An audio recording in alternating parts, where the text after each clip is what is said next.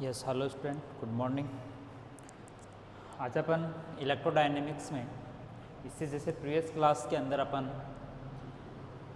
एक मैग्नेटोस्टैटिक्स की एक प्रॉब्लम सॉल्व आउट कर रहे थे कि अपने पास एक सर्कुलर करंट अपन फाइंड कर रहे थे magnetic vector potential and magnetic field due to circular current loop। ठीक है, एक टाइप से एक लोकलाइज्ड करंट है, एक फाइनाइट रीजन के अंदर करंट अपन एज्यूम कर रहे हैं लेकिन सर्कुलर फॉर्म ले लिया।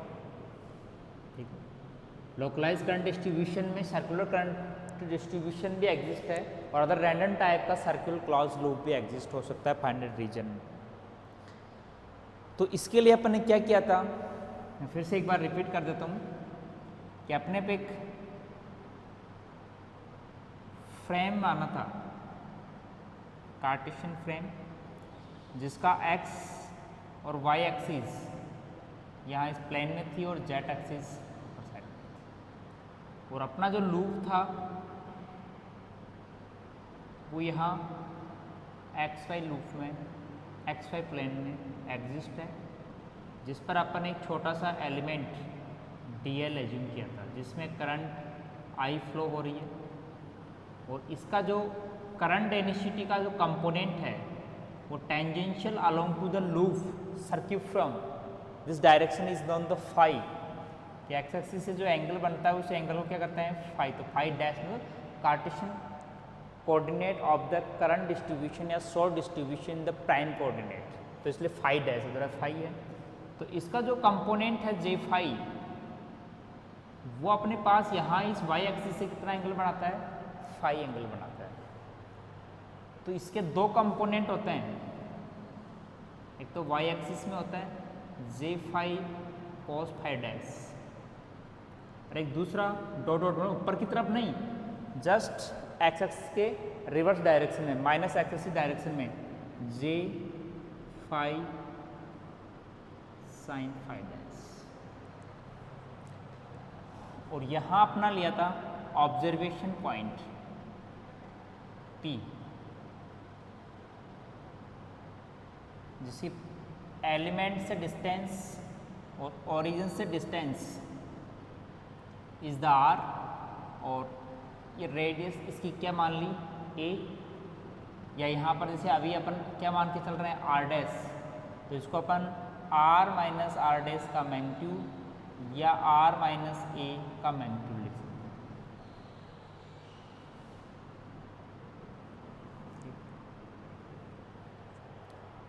हैं। एग्जैक्ट प्लेन में ऑब्जर्वेशन पॉइंट अपना एग्जिस्ट है, इसके कोऑर्डिनेट आर थीटा 0 फाई बराबर 0 ले लो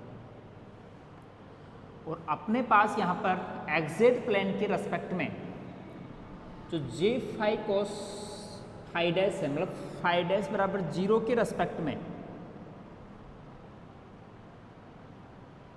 में contribution in induced vector potential at point P the sign component is not exist, मतलब फाई डैश बराबर 0 पर कोस साइन फाई डैश 0 हो जाएगा। केवल जे कोस फाई डैश कंपोनेंट ही यहाँ पर इंड्यूस फील्ड के लिए कंट्रीब्यूट करेगा। आपने एज्यूम किया था कि जे फाई इजकल टू, मतलब वेक्टर में लिखे अपन फाई, तो ये बता रहा है कि अपनी करंट डेंसिटी है सर्किट के सर्किल लूप है, लूप पर टेंजेंशियल है और वो डायरेक्शन फाई होती है, तो यहाँ वेक्टर पोटेंशियल का भी फाई कंपोनेंट आएगा स्फेरिकल कोऑर्डिनेट में। इसको दो पार्ट में अपन ऐसे लिख सकते हैं, जे को साइन फाई डैश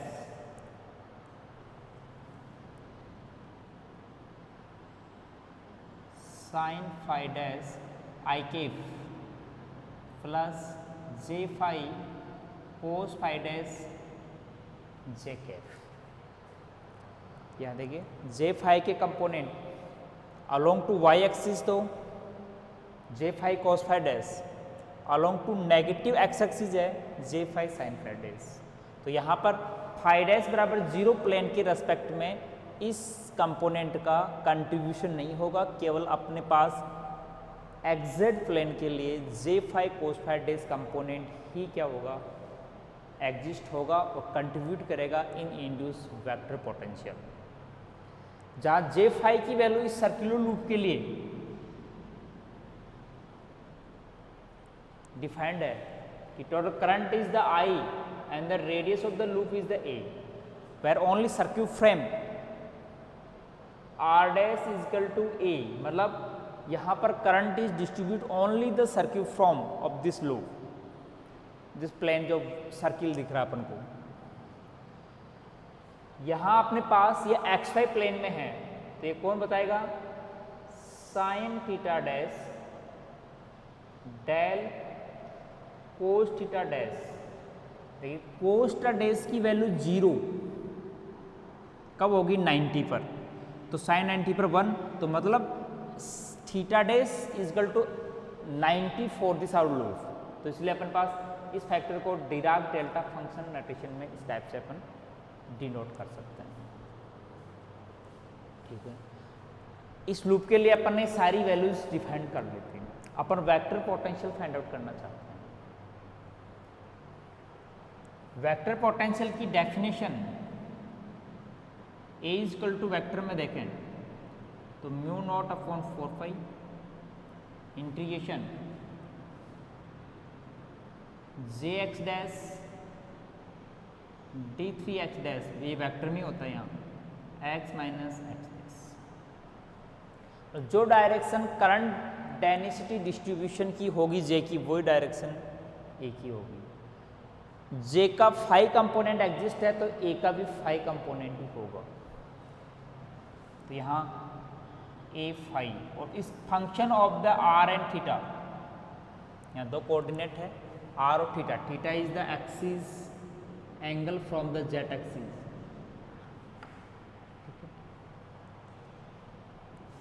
इसके लिए म्यू नॉट 4 पाई, ठीक है। अपने पास यहाँ पर 3 इंटीग्रेशन, वॉल्यूम एलिमेंट को 3 इंटीग्रेशन में कन्वर्ट कर दें, तो इंटीग्रेशन टर्म मैंने ये लिखा था, जे फाई की जगह तो अपने पास यहाँ J phi is equal to क्या है, I upon A Dirac delta R dash minus A sine theta dash del cos theta dash. जबकि in our geometry situation of the circular current loop only cos phi dash component is contribute in generate of field A। ए के generation में जे का complete component contribute नहीं है, केवल जे के dash मतलब जे cos phi dash component ही क्या होगा, कंट्रीब्यूट होगा। तो यहाँ पर मैं जे की जगह जे फाई cos phi dash लिखूंगा पहले। अब जे फाई की वैल्यू अपने पास ये है। दूसरा, वॉल्यूम एलिमेंट को मैं R dash square sine theta dash D R dash D theta dash D phi dash, ठीक है, जैसे 3 इंटीग्रेशंस अलग अलग है अपने पास। x माइनस एक्स डैश, यहाँ अपने पास r माइनस ए का मैग्नीट्यूड है। अब r माइनस ए को भी अपन 3 डायमेंशनल, जैसे r डैश और r के बीच में जो एंगल होता है, जैसे यहाँ पर मैं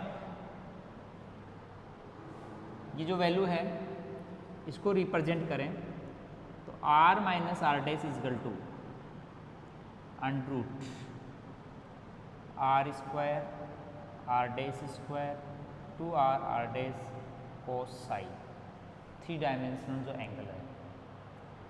लेकिन यदि अपन किस एंगल पर लें, थीटा डैश बराबर 90, यहाँ एक थीटा डैश बराबर 90 सब्स्टिट्यूशन है, कोस साइज इक्वल टू होता है cos theta Costa dash sign theta dash कोस फाइव माइनस फाइव डैश।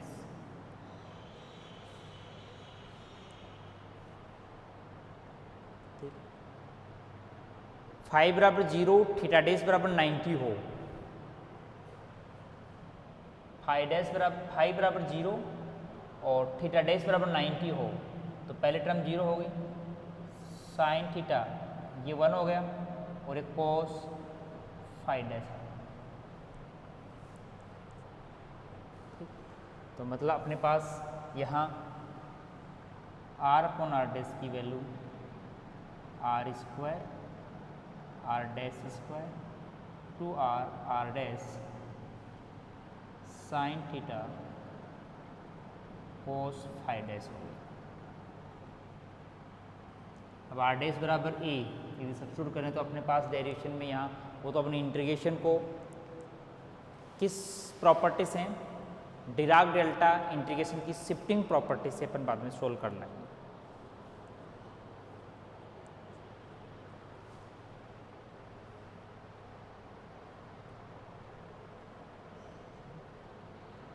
तो यहाँ पर मैं r माइनस ए की जगह या r माइनस r डैश की जगह कि r square plus r dash square 2r dash sign theta cos five dash की पावर हाफ, ये अपने पास एक इंटीग्रेशन फॉर्म में सर्कुलर करंट लूप से induce vector potential at coordinate r theta is given by this expression in our consideration of our problem.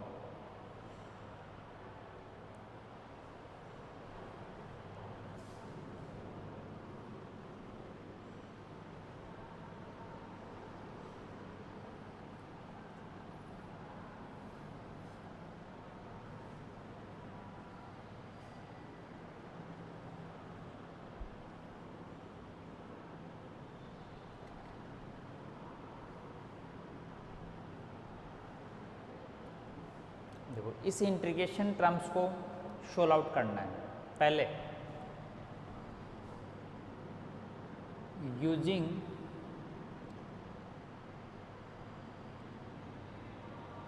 Dirac delta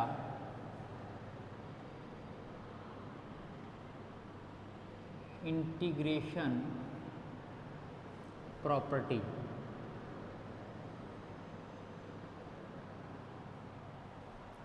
Dirac delta function की property है कि कोई integration में कोई फंक्शन ऑफ एक्स डैश हो, कोई function sine में, cosine में, एक्सपोनेंशियल में, और Dirac delta X minus X dash हो और difference integration with respect to X dash हो, तो उसकी वैल्यू क्या हो जाती है F x.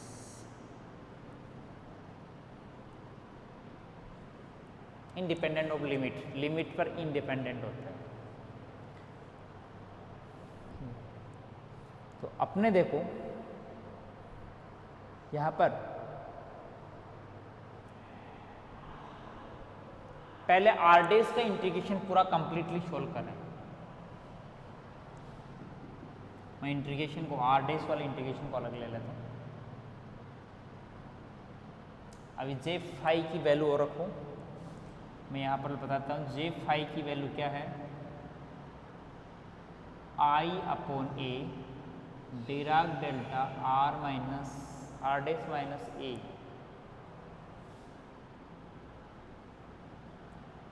Are dash minus A sine theta dash Dirac delta cos theta dash, ये आई की वैल्यू और जे फाई की वैल्यू।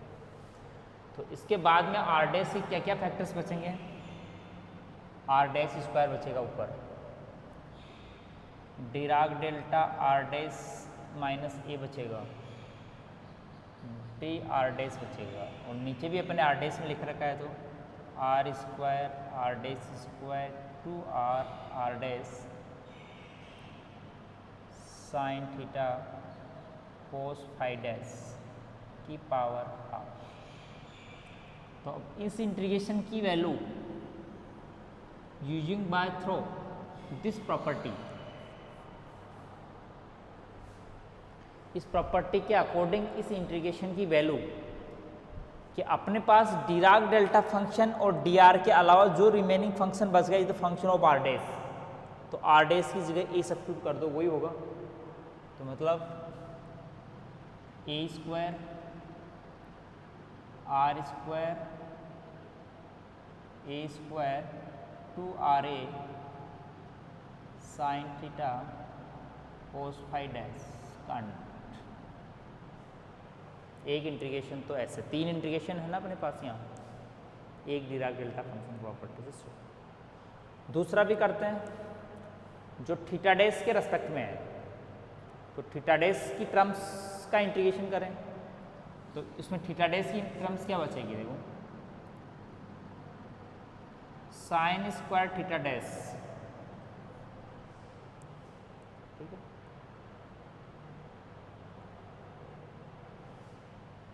डी थीटा डैश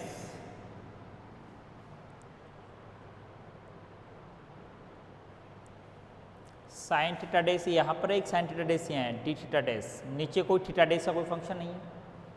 हाँ, डिराक डेल्टा पहले लिख लो, Dirac delta cos theta dash D theta,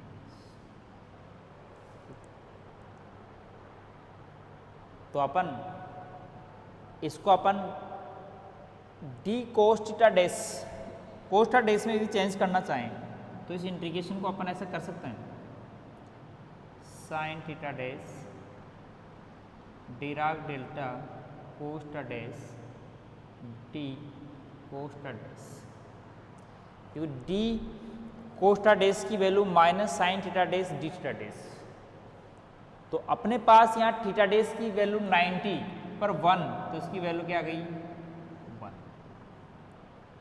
theta dash की value T पर ये डिराक डेल्टा फंक्शन वैलिड है, इसके अलावा कहीं वैलिड नहीं है, तो इसकी value only valid for cos theta dash is equal to 0, तो मतलब थीटा डैश बराबर 1, तो theta cos theta dash is equal to 0, तो मतलब theta dash is equal to 90 और साइन 90 की वैल्यू 1, तो अपने पास यहाँ इसकी वैल्यू -1 में चली जाएगी। जब अपन डिराक डेल्टा फंक्शन की प्रॉपर्टी में यूज करना चाहें तो ये -1 या 1 वैल्यू अपन इसको सब्स्टिट्यूट कर सकते हैं, ठीक। एक बार चेक कर लो कि नेगेटिव वैल्यू का कहाँ इश्यू रह गया। फिर अपने पास u square sorry sine theta dash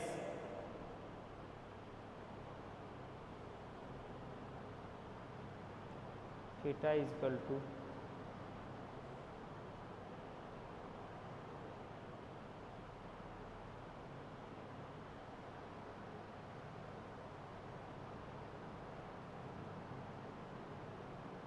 sign theta dash cos theta dash 1 minus sine square cos square theta dash,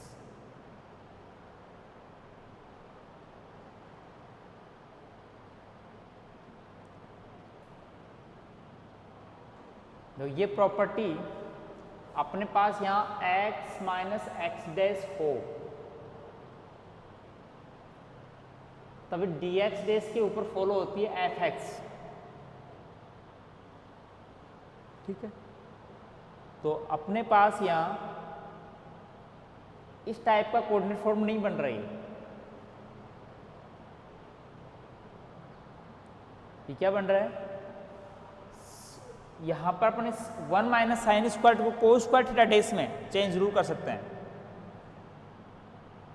यहाँ x है तो x में, तो इसको भी अपन अंडर रूट में चेंज कर दें और फिर अपने पास कोस थीटा डैश बराबर 0 सब्स्टिट्यूट कर दें,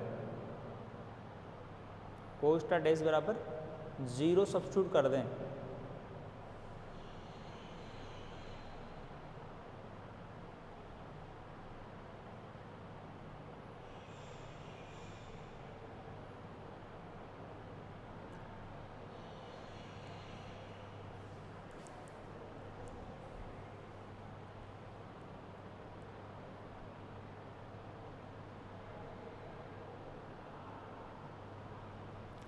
यहाँ पर थीटा डेज का इंटीग्रेशंस लिमिटेड फिक्स है कि थीटा डेज इजगल टू 90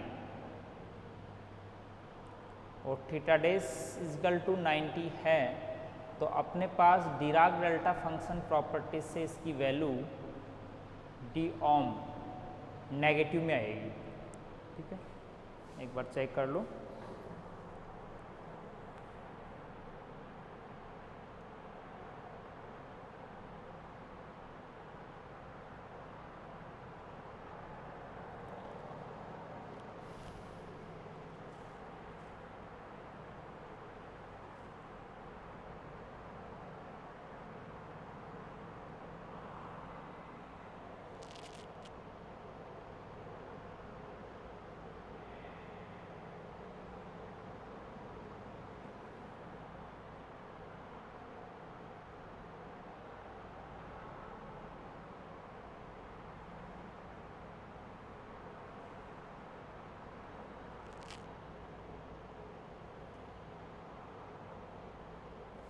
ठीक है, इसकी वैल्यू यहीं सब्स्टिट्यूशन 1 ली गई है। वो अपने पास साइन स्क्वायर थीटा डेस की वैल्यू को साइन थीटा डेस डी थीटा डेस डी एम को अपन डी ओम कंडीशन में ले सकते हैं। अपने पास एक सॉलिड एंगल कंसेप्ट होती है, उसकी वैल्यू होती है साइन थीटा डेस डी थीटा डेस डी फाई डेस। ठीक है, तो आर डैश वाली प्रॉपर्टी को अपन ने सोल्व कर लिया और दूसरी प्रॉपर्टी को अपन डी ओम डैश जो कोस फाई डैश में भी है थीटा डैश में भी है, और साइन थीटा डैश के अंदर जो इसकी जो वैल्यू है 0 से पाई तक, यदि अपन सोल्व करें 0 से पाई तक अपन सोल्व करें तो इसकी वैल्यू क्या आएगी। अब इसमें डिराक डेल्टा फंक्शन प्रॉपर्टी और है कि theta dash is equal to 90, ये रहा, तो theta dash is equal to 90 पर ये वैल्यूड है, तो थीटा डैश बराबर 90 पर इसकी ए की वैल्यू होगी केवल 1। अपन थीटा डैश की वैल्यू उस पूरे इक्वेशन में इंटीग्रेटेड नहीं होगी, रेस्ट्रिकेटेड है अपनी प्रॉब्लम के अनुसार कि और hours loop is exist theta dash बराबर 90। तो जहां पर भी अपन इंटीग्रेट नहीं करेंगे इसको, एक वैल्यू के ऊपर इसकी वैल्यू फिक्स है और वहां पर इसकी वैल्यू 1 आ जाएगी। ठीक है, तो सेकेंड इंटीग्रेशन की वैल्यू 1 सब्स्टिट्यूट करनी है।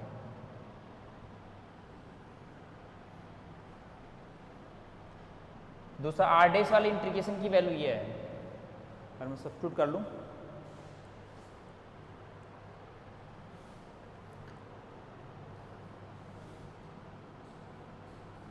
ए phi r theta mu naught I बाहर आ जाएगा, ए बाहर आ जाएगा, म्यू नॉट आई 4 पाई ए बाहर है। इंटीग्रेशन फाई वाला जो 0 से 2 पाई की लिमिट है, 0 से पाई लिमिट वाले में थीटा डैश बराबर 90 के ऊपर फिक्स वैल्यू हो गई।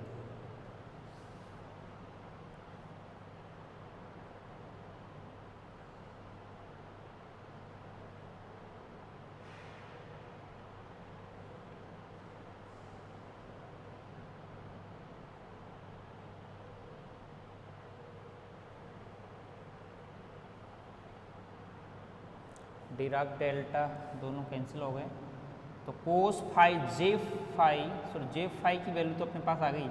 ऊपर क्या बचा है, डिराक डेल्टा साइन, केवल कोस फाई डैश बचा है। ठीक है, ये टर्म, और तो अपन थीटा डैश बराबर 90 के ऊपर इसकी वैल्यू 1 हो गई।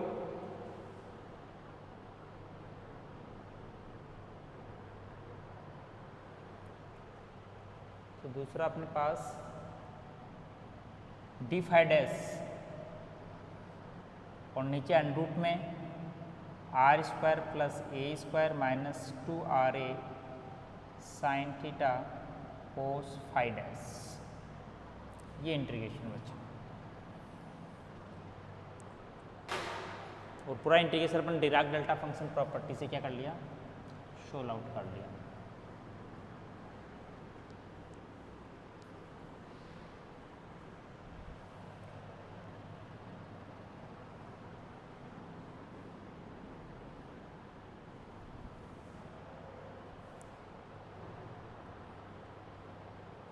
अब ये इंटीग्रेशन सोल्व करना है।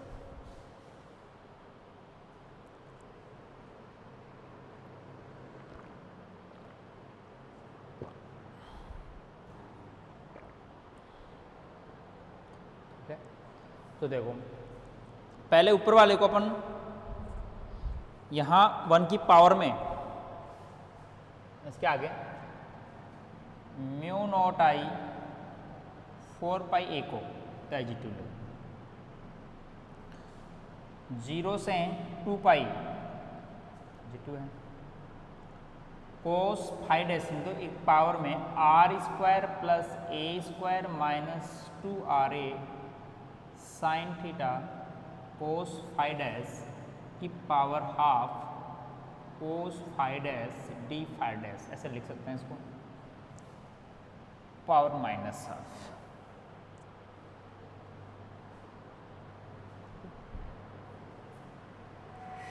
बाइनोमियल एक्सपेंशन करने के लिए आर स्क्वायर प्लस ए स्क्वायर कॉमन ले लूँ, तो mu naught I r square तो नीचे चला जाएगा, अंडर पावर हाफ में 4 pi A under are square plus A square integration 0 से 2 pi 1 minus 2 RA r square plus ए square sine theta cos five dash की power minus half cos five dash D five dash. अब simply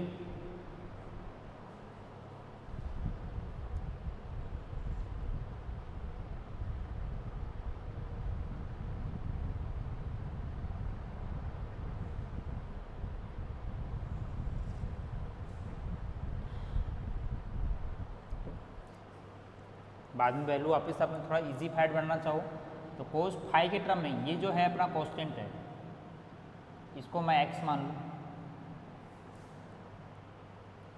तो अपने पास a5 component are theta का function है, mu naught I 4 pi A under are square A square 0 से 2 pi 1 minus X cos five dash की power minus half cos five dash D five dash and minus, जहाँ x की वैल्यू अपन ने assume कर रखी है वो साइड में, ये जो अपने पास 2 RA upon are square A square sine theta.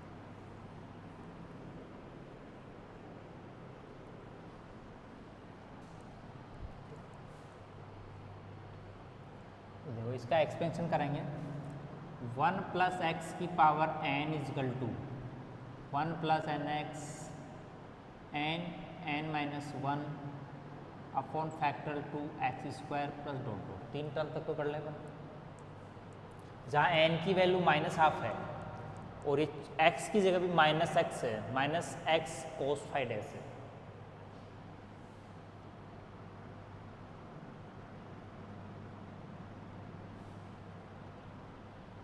Mu naught I 4 pi ए, ठीक है, इंटीग्रेशन 0 से 2 पाई, तो 1 आ गया पहले, प्लस एन एक्स, दोनों नेगेटिव तो पॉजिटिव हो जाएगा, हाफ, तो half x cos five dash minus x और n माइनस वन, तो n की वैल्यू माइनस हाफ और n माइनस वन की वैल्यू भी नेगेटिव आएगी, तो नेगेटिव नेगेटिव पॉजिटिव हो जाएगा, तो n माइनस वन, तो n की वैल्यू क्या हुई माइनस हाफ और n माइनस वन की माइनस 3/2, तो प्लस 3/4 और फैक्टर 2 है तो 3/8, ठीक है। एक्स स्क्वायर का मतलब x square cos square five dash, negative का है लेकिन स्क्वायर पॉजिटिव हो रहा है।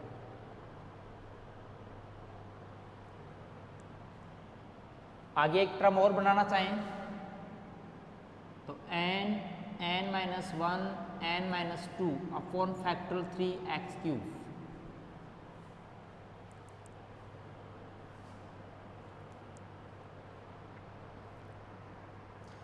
तो देखो पहले अपन सॉल्व कर लें, n minus one n minus two upon factorial 3 की वैल्यू क्या होगी माइनस हाफ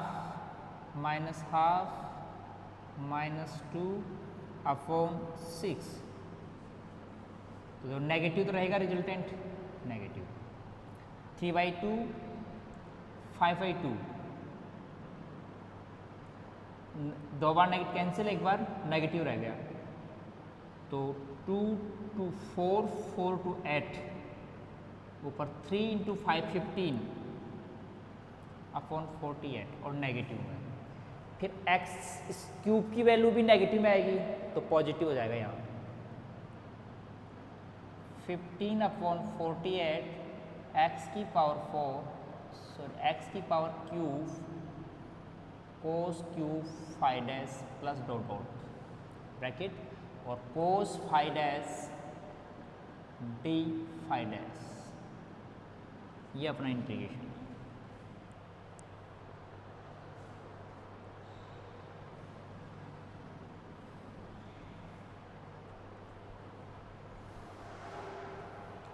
इस कोस फाइव डैश को मल्टीप्लाई कर दो हर टर्म से, फिर different different separate integration terms बन जाएगी।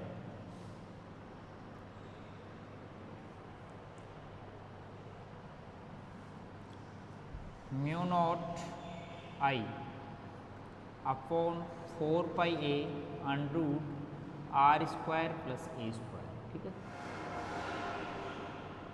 फर्स्ट इंटीग्रेशन 0 से 2 pi cos five dash D five dash 1 से मल्टीप्लाई हो, ठीक है।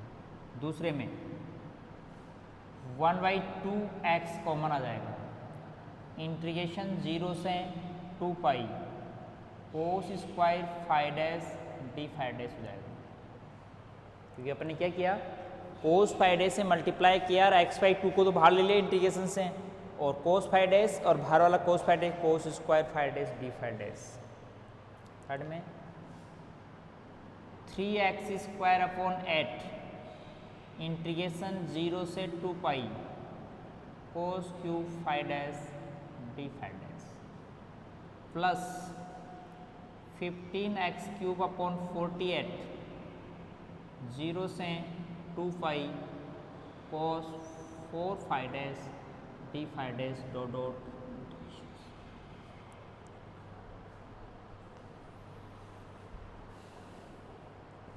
ठीक है। अपन जानते हैं odd power of cos five values क्या होगी, तो इसकी वैल्यू देखते हैं पहले। फर्स्ट इंटीग्रेशन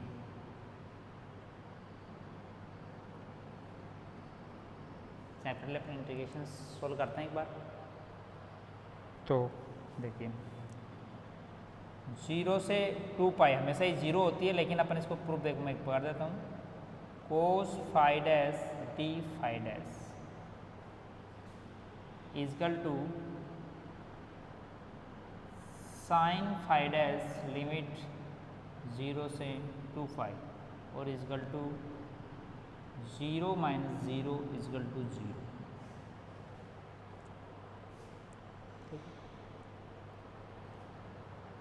ये फर्स्ट इंटीग्रेशन की वैल्यू आ गई। सेकंड इंटीग्रेशन ये अपना, इसका इंटीग्रेशन करें, कोस स्क्वायर को क्या करें, कोस 2 थीटा में चेंज कर दें, तो 1/2 0 से 2 फाइव 1 माइनस कोस 2 फाइव, ठीक है, और डी फाइव डैश। तो 1/2 वाले में इंटीग्रेशन फाइव का 2 पाई, तो पाई आ जाएगा,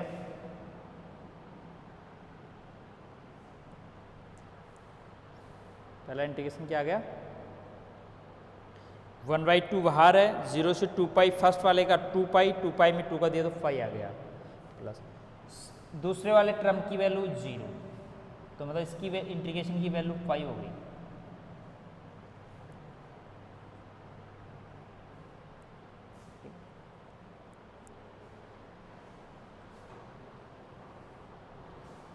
दो इंटीग्रेशन सोल्व हो गए,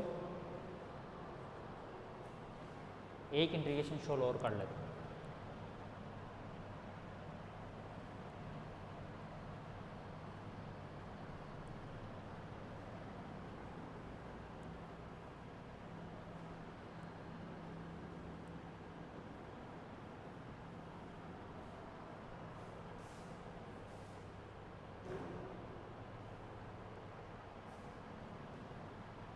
इंटीग्रेशन 0 से 2 pi cos cube five dash D five dash is, सीधा सा इसको अपन कोस स्क्वायर को तो 1 माइनस 0 से 2 pi 1 minus sine square five dash और cos five dash D five dash ऐसे निकाल सकते हैं। कोस स्क्वायर में और कोस में तोड़ लिया कोस क्यूब को, तो कोस स्क्वायर फाइव डैश को 1 minus sine square five dash लिख दिया, ठीक है। तो इसमें सब्स्टिट्यूशन इंटीग्रेशन से होता है कि साइन फाइव डैश बराबर टी मान लें,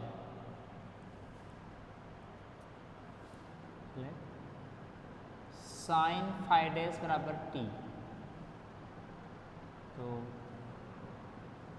कोस five dash D five dash बराबर डी टी, लिमिट 0 पर 0 और 2 पाई पर 0, दोनों पर 0 है, तो बाद दिस इक्वेशन इज 0।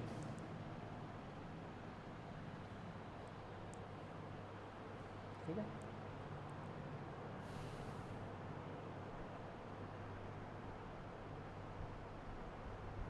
अब कौन सा फोर्थ पावर वाला, इसको गामा फंक्शन प्रॉपर्टी से cos square D five dash gamma function की वैल्यू निकाल सकते हैं। तो अपने पास मैंने 3 टर्म तक इंटीग्रेशन वैल्यू निकाल, इसमें एक integration even power of cos square cos five dash integrals exist होंगे, odd power of cos five dash are all 0।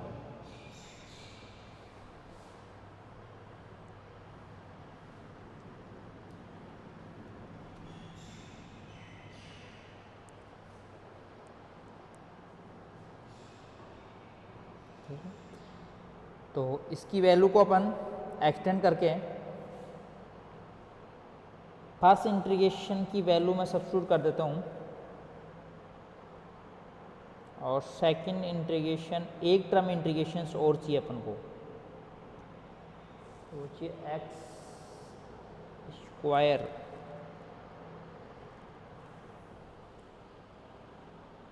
Cos square वाली वैल्यू तो आ गई अपने पास, कोस स्क्वायर फ्रॉम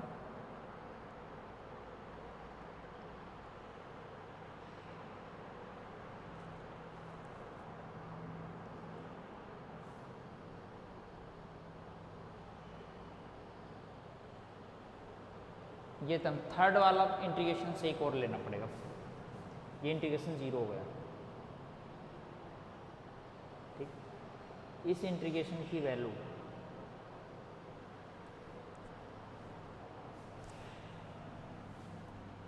इंटीग्रेशन 0 से 2 pi cos square phi dash 1 minus sine square phi dash D phi dash.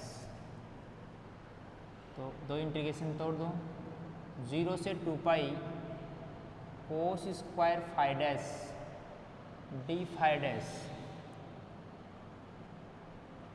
और minus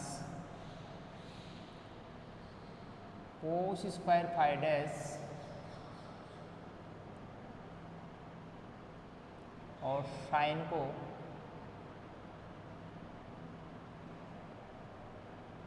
फिर square में लिख दें 1 minus cos square phi dash, sorry gamma function property में है कोस स्क्वायर फाई डैश और sine square phi dash D phi dash. ठीक, तो इसकी वैल्यू तो pi is already defined, cos square phi dash की वैल्यू क्या होती है इंटीग्रेशन की पाई, माइनस इस इंटीग्रेशन की वैल्यू को डिफाइन करने के लिए, फाइंड आउट करने के लिए अपन गामा फंक्शन प्रॉपर्टी लगा दें, चाहे अपन direct integration substitution integration property से अपन सॉल्व कर लें। तो कोस की पावर n, साइन की पावर m, m और n सेम है तो इज ऑलवेज 0, कि n बराबर नोट m तो इसकी एग्जिस्ट होती है n बराबर m, इंटीग्रेशन होता है 0 से 2 pi cos square cos n phi dash sine n phi dash D phi dash is always 0।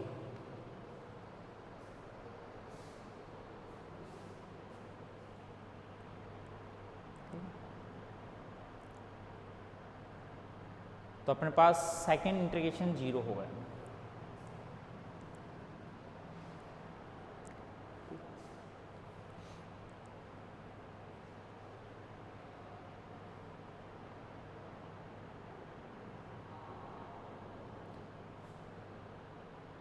तो थर्ड इंटीग्रेशन देखिए,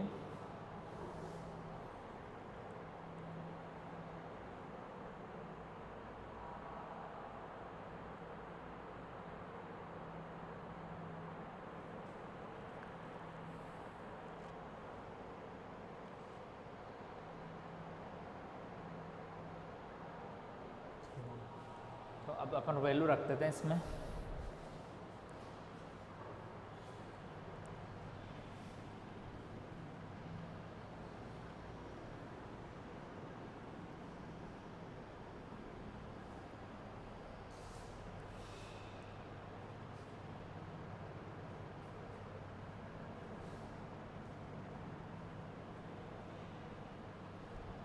ए phi component are theta is equal to, ये तो पहले अपने पास कांस्टेंट है mu naught I 4 pi a under root r square A square.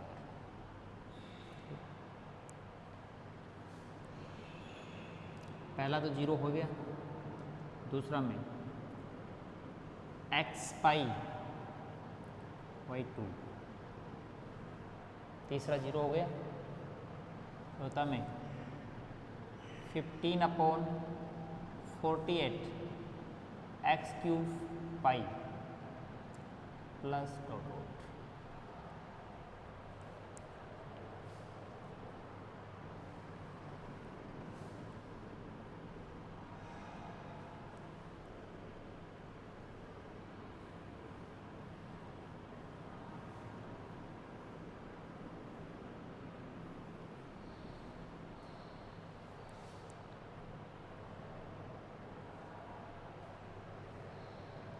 X की value थी अपने पास 2RA r square plus A square sine theta.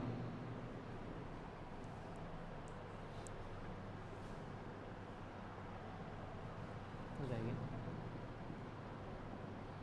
Mu naught I 4 pi a under root r square A square.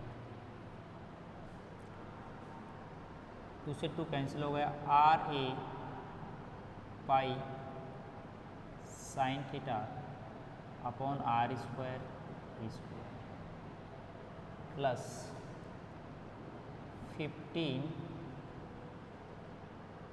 Again 2 की power 8 तो 6 हो जाएगा, 2 की power का क्यूब 8 तो 48 6 हो जाएगा, R cube A cube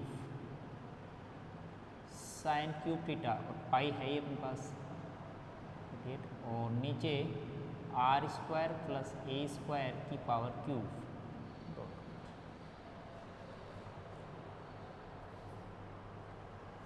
common ले लेते हैं, फर्स्ट वाली कंप्लीट क्वांटिटी को, पाई तो कैंसिल हो जाएगा, तो म्यू नॉट आई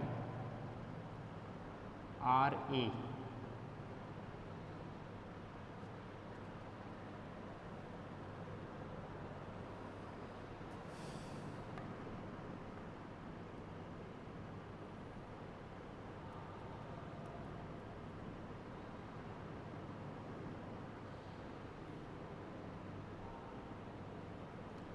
तो आर ए बाहर आ गया, साइन थीटा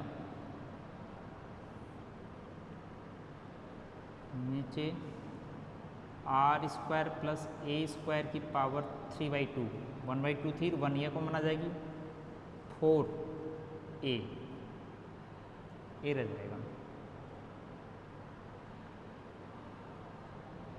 तो 1 प्लस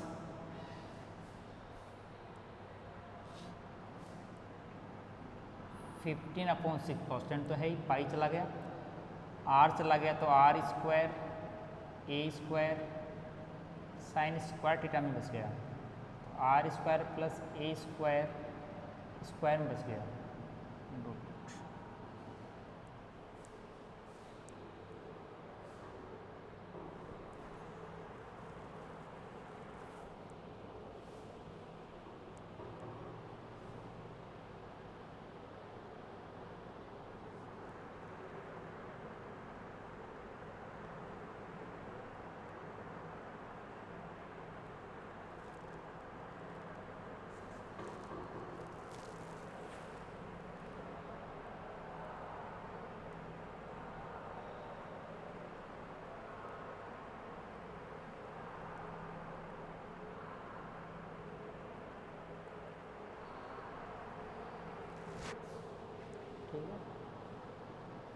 ये बात कुछ न्यूमेरिकल्स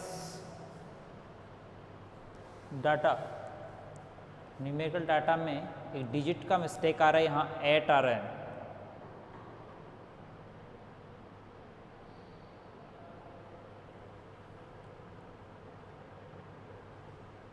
क्योंकि पावर क्यूब तो क्यूब का पावर ये हो जाएगा, पाई ए साइन थीटा हो जाएगा, mu naught pi R square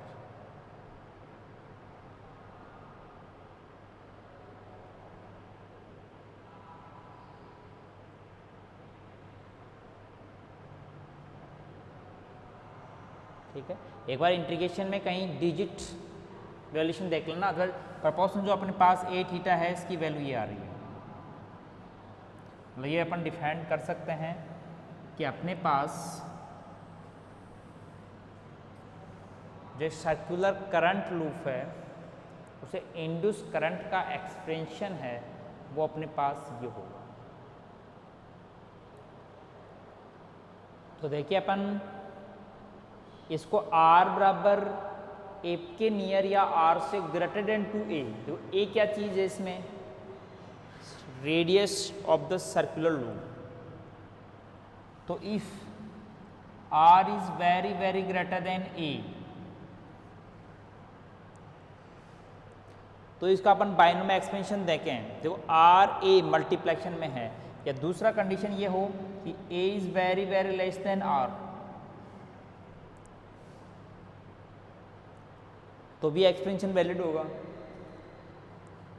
तो अपने पास R is very very greater than A का मीनिंग क्या हुआ कि far away from the loop centre और near to the loop centre inside, मतलब इसकी रेडियस से भी कम है near to the centre point के ऊपर। तो यदि अपन सेंटर ही कर दें point R is equal to 0 put कर दें, तो डायरेक्टली इसमें R इजकल टू 0 पुट करोगे तो अपने पास इसमें वैल्यू 0 आ जाएगी। लेकिन इसका अपन बाइनोमियल देखिए, अपन इस एक्सपेंशन के through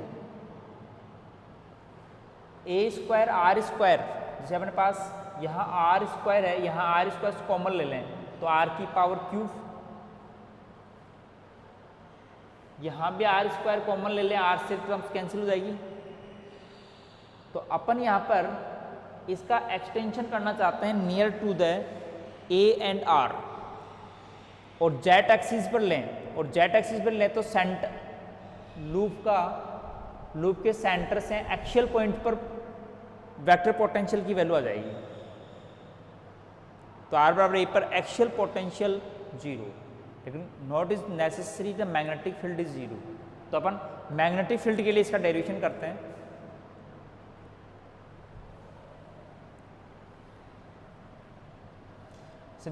vector scalar potential phi 0 हो, that here not strictly compulsory where E equal to 0।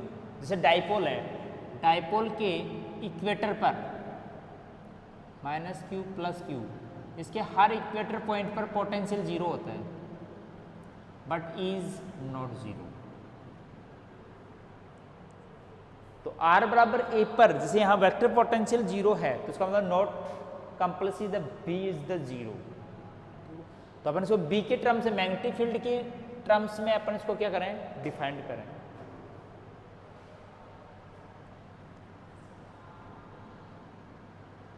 तो we know V is equal to del cross A in cartesian coordinate. तो इन द सिलेंड्रिकल कोऑर्डिनेट में इसको cross में लिखो, आई cap नहीं होगा, are cap, H1 तो R cap, R theta cap, R sine theta phi cap, del upon del R, del upon del theta, del upon del phi. और अपना component vector potential 0 0 only A phi component है। मतलब इस अपनी circular problem के लिए magnetic field component find out करना चाहते हैं। तो मैग्नेटिक फील्ड्स के कंपोनेंट फाइंड आउट करने के लिए अपन ने इस रिलेशन को स्फेरिकल कोऑर्डिनेट टर्म्स में रिप्रेजेंट कर दिया। तो देखिए इसमें अपन एक्सपेंड करें इसको, आर केप, ठीक है, डेल अपॉन डेल थीटा ए फाई, बस एक कंपोनेंट आएगा। दूसरा थीटा केप वाला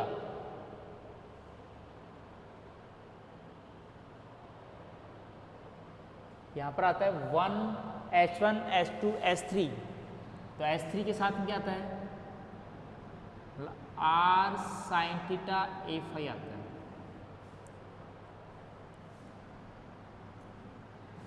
मतलब आर साइन थीटा ए फाई। दूसरा थीटा केप वाला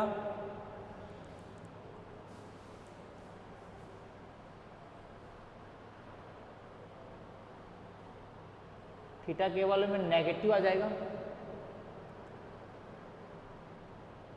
आर और थीटा केप तो रहेगा, तो आर अपॉन डेल आर और रहेगा आर साइन थीटा ए फाई और एक component theta cap. Third cross 0 to 0, तो मतलब फाई के कंपोनेंट जिधर मैग्नेटिक वेक्टर पोटेंशियल कंपोनेंट होता है उधर इलेक्ट्रिक फील्ड की वैल्यू 0 होती है। फिर मैग्नेटिक फील्ड की वैल्यू 0 होती है। तो इसके द्वारा अपन बी के component radial component B r is equal to क्या होगा, del upon del r sine theta ए फाई। दूसरा बी थीटा कंपोनेंट तो minus r del upon del r sine theta ए फाई।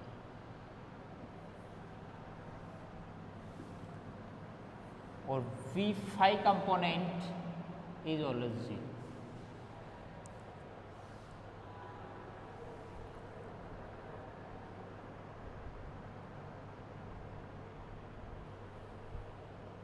अपन ने क्या किया है कि यहां पर वेक्टर पोटेंशियल का derivation expansion for the circular current loop अपन ड्राइव कर लिया। अब उसके कारण अपन मैग्नेटिक फील्ड की वैल्यू फाइंड आउट करने के लिए रिलेशन बी एंड ए को स्पेरिकल कोऑर्डिनेट में दो कंपोनेंट फॉर्म में, radial component and tangential component, और उसका जो थर्ड फाई कंपोनेंट 0 होगा। तो ये वैल्यू कैसे निकालेंगे, ए फाई की वैल्यू यहाँ सब्स्टिट्यूट करो, डिफरेंस करो थीटा के रेस्पेक्ट में और यहाँ पर करो आर के रेस्पेक्ट में। तो देखिए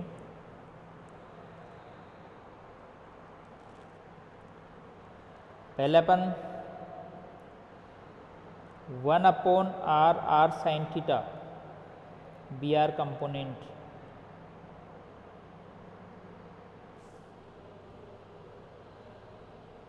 अच्छा H1 H2 H3 कंपोनेंट और रह गया। देखो 1 upon are square sine theta component और रहेगा। ये दोनों के साथ सभी के साथ ऐड होगा R square sine theta, R square sine theta. 1 upon H1 H2 H3 इस तरह इस मैट्रिक्स इंक्रीमेंट के बाहर रहता है, तो वो अपने पास दोनों के साथ ऐड रहेगा।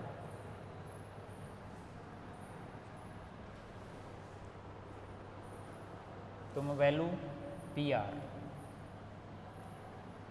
तो थीटा है तो आर बाहर आ सकता है, तो 1 upon R sine theta del upon del theta sine theta ए फाई, ऐसे लिख सकते हैं इसको। तो वैसे v को बी थीटा को V theta is equal to, इसमें आर के रेस्पेक्ट में साइन थीटा बाहर आ जाएगा, एक आर इसमें कैंसिल हो जाएगा, तो -1 upon R del upon del R, और क्या रह जाएगा आर ए फाई कंपोनेंट। ठीक है, बी फाई 0। सिंप्लीफाइड में ये नोटेशन कर सकते हैं।